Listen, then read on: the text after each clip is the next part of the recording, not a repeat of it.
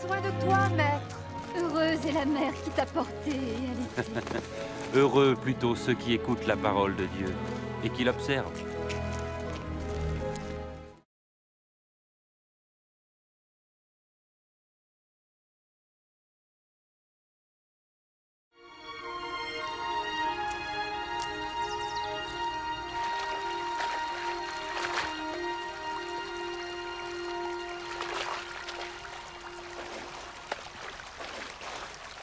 Apprends-nous à prier, comme Jean l'a appris à ses disciples.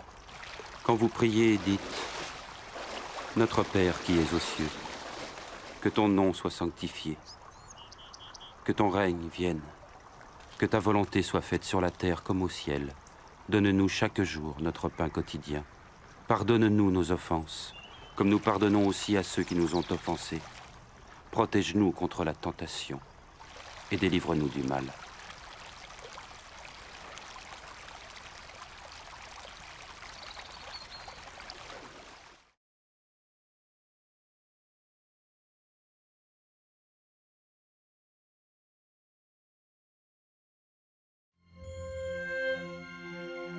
Dans les Saintes Écritures, Dieu déclare que le Messie viendrait pour être le sauveur du monde. La vie de Jésus prouve qu'il est bien celui dont les prophètes avaient parlé.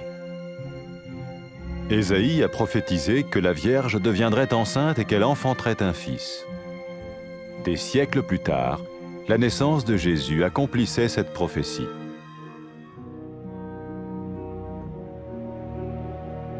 Les Saintes Écritures déclaraient que le saint à naître serait appelé le Fils de Dieu. Cela signifiait que Jésus serait le Fils de Dieu au sens spirituel et non au sens physique. Nous le voyons par sa manière de vivre. Il a guéri des malades, il a pardonné leurs péchés, les a ramenés à Dieu et leur a promis une place dans le royaume éternel de Dieu. Il s'est offert lui-même en sacrifice pour le péché à leur place. Puis il est revenu à la vie, victorieux sur la mort selon le plan de Dieu. Jésus a dit « Personne ne me prend la vie, mais je la donne de ma propre volonté. » La vie de Jésus n'a pas seulement accompli les écrits des prophètes, mais elle a aussi confirmé la vérité de la sainte parole de Dieu. Les prophètes avaient écrit « Ta parole, ô mon Dieu, est parfaite, elle dure à toujours. » Jésus lui-même a dit « Le ciel et la terre disparaîtront, tandis que mes paroles ne disparaîtront jamais. » Jésus est venu pour nous donner la vie dans toute sa plénitude. Mais quand l'homme a désobéi à Dieu dans le jardin d'Éden, il a choisi sa propre voie et ses actions l'ont séparé du Créateur.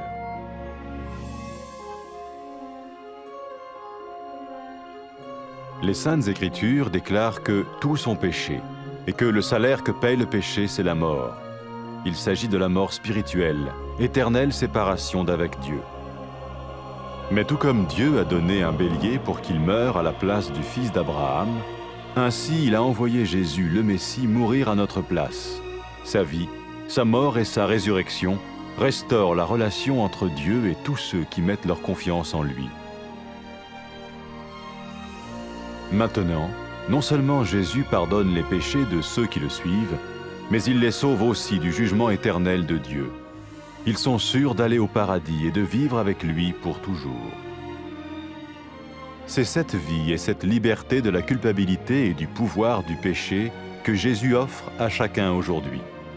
Cela ne veut pas dire suivre une religion, mais choisir d'avoir foi en Jésus qui dit « Je me tiens à la porte et je frappe. Si quelqu'un entend ma voix et ouvre la porte, j'entrerai chez lui. » Cela veut dire se tourner vers Dieu et croire que Jésus vient dans nos vies pardonner nos péchés et nous rendre tels qu'il veut que nous soyons. Il ne suffit pas d'approuver intellectuellement ce qu'il dit, ni de vivre une expérience émotionnelle. Nous le recevons par grâce, au moyen de la foi, par un acte de notre volonté. Lorsque quelqu'un est prêt à suivre Jésus le Messie, il peut lui parler par une simple prière. Peut-être êtes-vous prêt maintenant à ouvrir votre vie à Dieu. Si oui, vous pouvez vous joindre à la prière suivante, silencieusement. dans votre cœur. Seigneur Jésus, j'ai besoin de toi. Merci d'être mort sur la croix pour mes péchés.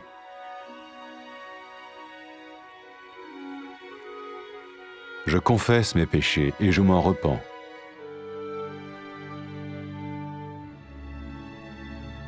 Je t'ouvre la porte de ma vie et je te reçois comme mon Sauveur et Seigneur.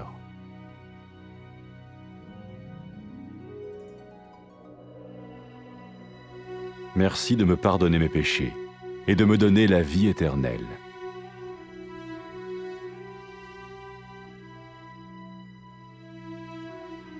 Fais de moi le genre de personne que tu veux que je sois. Maintenant que je deviens l'un de ceux qui te suivent. Amen.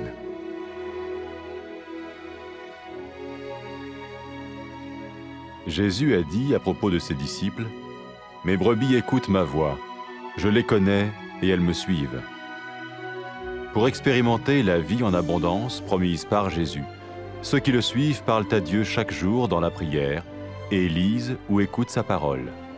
Ils parlent de lui à d'autres personnes et rencontrent régulièrement ceux qui l'aiment et le suivent. N'oubliez pas sa merveilleuse promesse. Tout pouvoir m'a été donné dans le ciel et sur la terre. Et sachez-le, je vais être avec vous tous les jours, jusqu'à la fin du monde.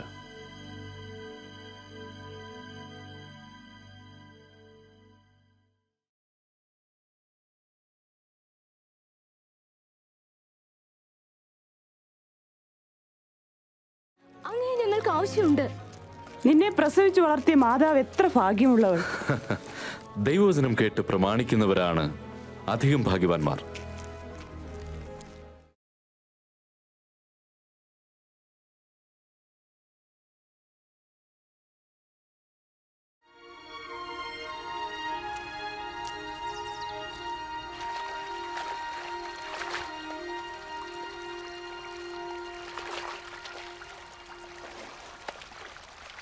ഗുരു, യോഹന്നാൻ ശിഷ്യന്മാരെ പഠിപ്പിച്ചതുപോലെ ഞങ്ങളെയും പ്രാർത്ഥിപ്പാൻ പഠിപ്പിക്കണമേ. നിങ്ങൾ ഇങ്ങനെ പ്രാർത്ഥിപ്പിൻ. സ്വർഗസ്ഥനായ ഞങ്ങളുടെ പിതാവേ, നിന്റെ നാമം വിശുദ്ധീകരിക്കപ്പെടണമേ. നിന്റെ രാജ്യം വരയണമേ. നിന്റെ ഇഷ്ടം സ്വർഗത്തിലെ പോലെ ഭൂമിയിലുമാകണമേ. ഞങ്ങൾക്ക് ആവശ്യമുള്ള ആഹാരം ദിനംപ്രതി നൽകണമേ. ഞങ്ങളുടെ പാപങ്ങളെ ഞങ്ങളോട് ക്ഷമിക്കണമേ. എന്തെന്നാൽ ഞങ്ങളോട് കടപ്പെട്ടിരിക്കുന്ന ഏവരോടും ഞങ്ങൾ ക്ഷമിക്കുന്നു. ഞങ്ങളെ പരീക്ഷയിലേക്ക് കടത്തരുതേ, ദുഷ്ടനിൽ നിന്നും ഞങ്ങളെ വിടുവിക്കണമേ.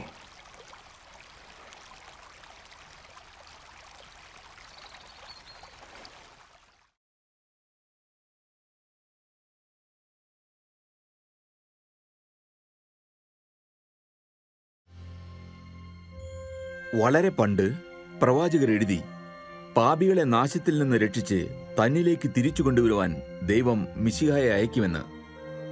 ദൈവം അയച്ച ആ രക്ഷകൻ തന്നെയാണ് യേശു എന്നത് അദ്ദേഹത്തിന്റെ ജീവിതം തെളിയിക്കുന്നു. യെശയ്യാവു എന്ന പ്രവാചകൻ എഴുതി, കന്യക ഗർഭിണിയായി മകനെ പ്രസവിക്കുമെന്ന്. അത് സംഭവിച്ചു. ദൈവത്തിന്റെ ശക്തിയാൽ കന്യകയായ മറിയം ഗർഭം ധരിച്ച് യേശുവിന് ജന്മം നൽകി. വേദപുസ്തകത്തിൽ പറഞ്ഞതുപോലെ അത്ഭുതകരമായ പിറവിയിലൂടെ ആ ശിശു തന്നെയാണ് മിശിഹ എന്ന് ദൈവം അറിയിക്കുകയായിരുന്നു. ദൈവം അവനാണ് തന്റെ പുത്രൻ എന്ന് പറഞ്ഞു. യേശുവിനെ ദർശിച്ച ലോകർ ദൈവത്തിന്റെ സ്വഭാവവും ശക്തിയും കണ്ടു. അവൻ രോഗങ്ങൾ ശമിപ്പിച്ചു, പാപങ്ങൾക്ക് മാപ്പു നൽകി, സ്വർഗരാജ്യം വാഗ്ദാനം ചെയ്തു. യേശു മനുഷ്യരാശിക്ക് വേണ്ടി ശിക്ഷകൾ ഏറ്റുവാങ്ങി, സ്വന്തം ജീവൻ ബലിയർപ്പിച്ചു.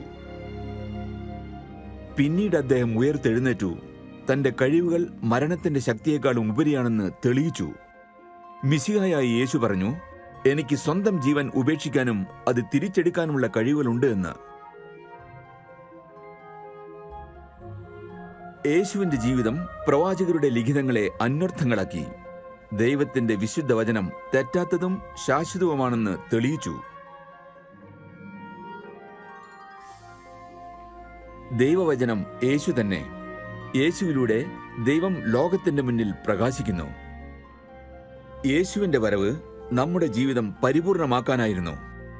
സൃഷ്ടിയുടെ ആദ്യത്തിൽ ആദ്യ പുരുഷനും സ്ത്രീയും അനുഭവിച്ചിരുന്ന പൂർണ്ണത പക്ഷേ അവർ ദൈവത്തെ അവിശ്വസിച്ചു, അദ്ദേഹത്തിന്റെ കൽപ്പന ലംഘിച്ചു. ലജ്ജാവഹമായ ലംഘനം അവരെ ദൈവത്തിൽ നിന്ന് വേർപെടുത്തി.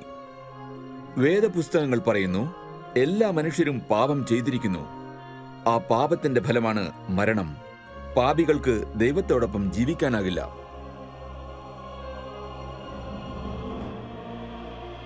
അബ്രഹാമിന്റെ പുത്രന് പകരം മരിക്കാൻ ദൈവം ഒരു ആട്ടുകൊറ്റനെ നൽകിയതുപോലെ ആദാമിന്റെ സന്തതികൾക്ക് പകരം മരിക്കാൻ ദൈവം യേശുവിനെ അയച്ചു.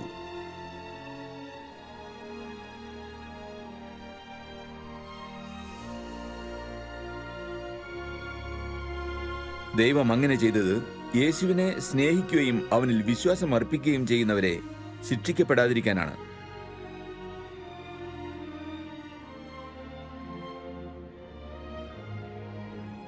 ഉയർത്തെഴുന്നേറ്റ യേശു തന്റെ ശിഷ്യന്മാരോട് പറഞ്ഞു, എന്റെ പേരിൽ ആളുകൾ എല്ലാ ജനതയോടും ഉദ്ഘോഷിക്കും. പശ്ചാത്തപിച്ച് അവന്റെ നേരെ തിരിയുന്ന എല്ലാവരോടും ദൈവം ക്ഷമിക്കുമെന്ന്. തന്റെ അനുയായികൾക്ക് സത്യത്തിന്റെ വഴി കാണിച്ചു കൊടുക്കുവാനും അവർക്ക് ദൈവമാർഗം പിന്തുടരാൻ ശക്തി നൽകാനും പരിശുദ്ധാത്മാവിനെ അവരൊന്നിച്ച് അയക്കുന്നുണ്ട് എന്നും യേശു പറഞ്ഞു. പാപം ചെയ്ത സ്ത്രീ പശ്ചാത്തപിച്ച് യേശുവിന്റെ അനുയായിയായി മാറിയപ്പോൾ യേശു അവളോട് പറഞ്ഞു, നീ പാപമുക്തയായി. എന്നിലുള്ള നിന്റെ വിശ്വാസം നിന്നെ രക്ഷിച്ചു. യേശു പറഞ്ഞു, ദൈവത്തെ ശരിക്കും സ്നേഹിക്കുന്നവർക്ക് ദൈവം മാപ്പ് നൽകുന്നു എന്നതിന്റെ തെളിവാണിത്.